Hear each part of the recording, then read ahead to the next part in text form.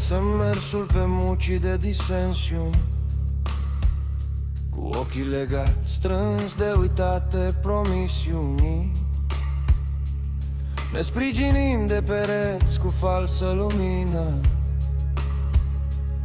ce cad la prima întrebare: cine e de vină?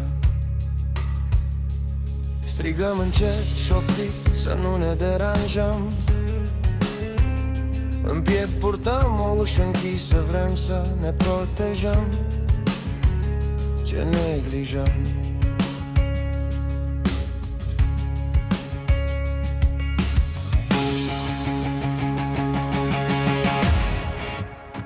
Întindem mâna zi de zi în căutare de ajutor, dar tot ce pipăim este un loc gol. Retragem mâna zi de zi, obișnuința în decor, și iar ne amăgim că nu era ușor.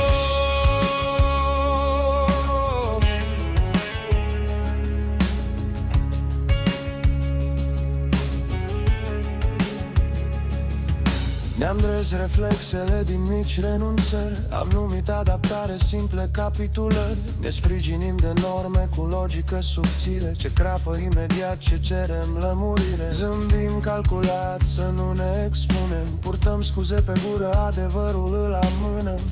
Ce ascundem? Dacă nimeni nu răspunde, mai e cineva la celălalt capăt, sau doar ecoul care ne învață să renunțăm?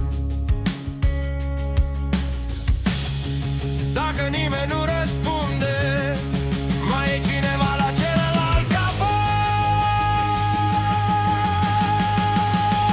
sau doar ecoul care ne învață să renunțăm.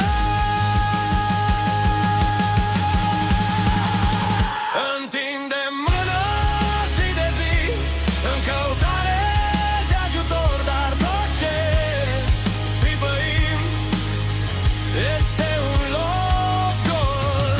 Retragem mâna zi de zi, obișnuința în decor, și iar ne amăgim că nu era un somn.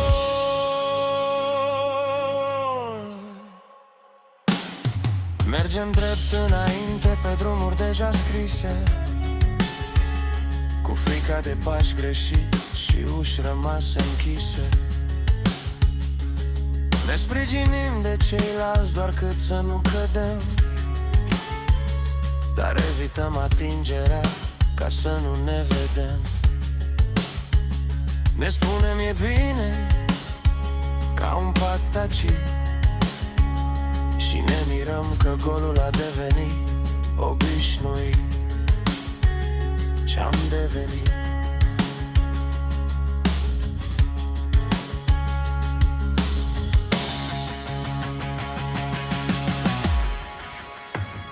Întindem mâna zi de zi în căutare de ajutor, dar tot ce pipăim este